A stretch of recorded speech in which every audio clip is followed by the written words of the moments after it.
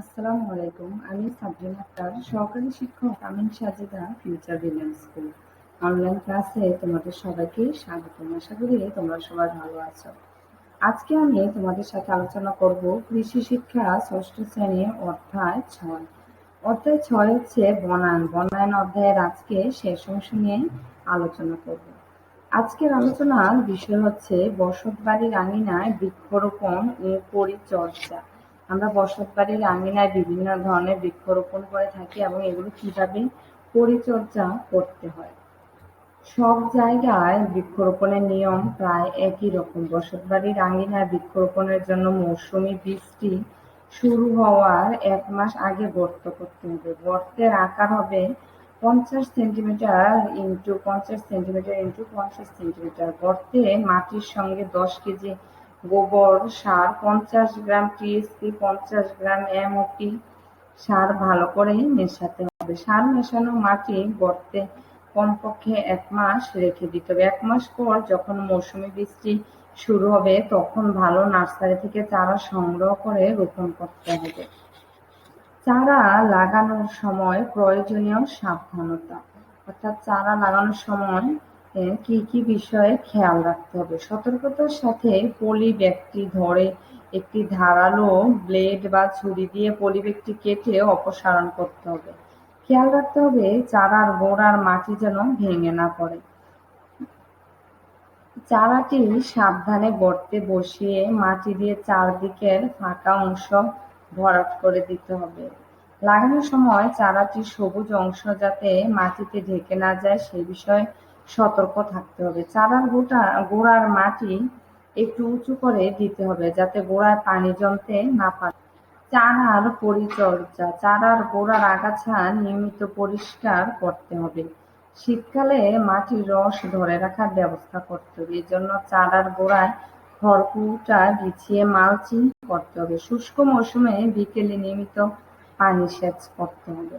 সার প্রয়োগ, চারার বৃদ্ধি ভালো না হলে 3 থেকে 4 মাস পরে সার প্রয়োগ করতে হবে। চারা প্রতি 50 গ্রাম ইউরিয়া সার দিতে হবে। চারার গোড়া থেকে 12 থেকে 15 সেন্টিমিটার দূরে চারার চারদিকে সরু শক্ত কাঠি দিয়ে 8 থেকে 10টি করে গর্ত করতে হবে। গর্তসমূহে 50 গ্রাম ইউরিয়া সার সমান ভাগ করে দিতে হবে।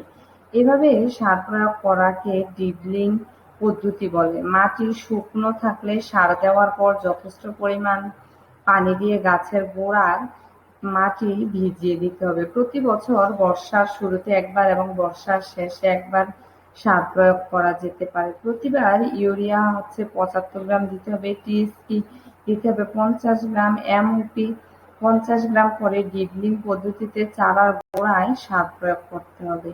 চারা রোপণের পরের 3 বছর এভাবে সার প্রয়োগের প্রয়োজন হতে পারে।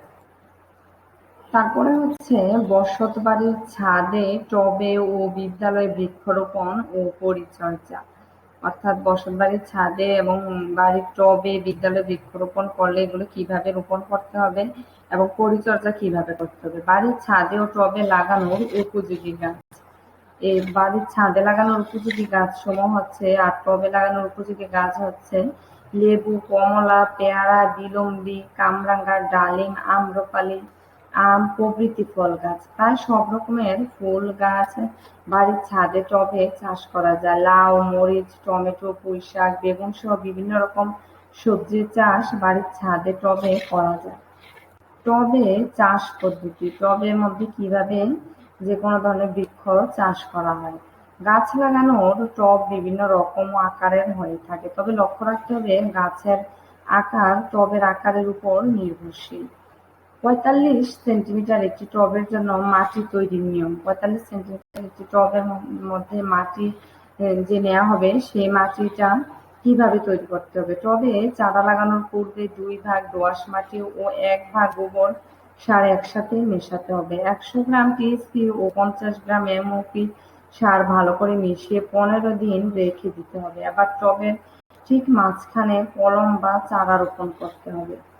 স্থায়ী ব্যাগ পদ্ধতি, আমাদের দেশে বাগান করার জন্য বর্তমানে এটি একটি আধুনিক ও উন্নত পদ্ধতি। এ পদ্ধতিতে ছাদের চারদিকে 2 মিটার প্রস্থের দুই পাশে 50 সেন্টিমিটার উঁচু দেয়ালে 15 সেন্টিমিটার গাঁথুনির নেট ফিনিশিং ঢালাই দিয়ে তৈরি করতে হয়। মাঝখানে খালি জায়গার তলায় 5 সেন্টিমিটার ইটের সুরকির পরে 5 সেন্টিমিটার গোবর সার দিতে হয়।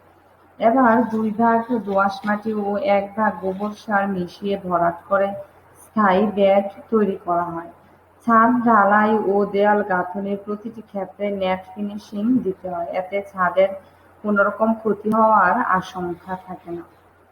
টব বা ছাদের গাছের পরিচর্যা।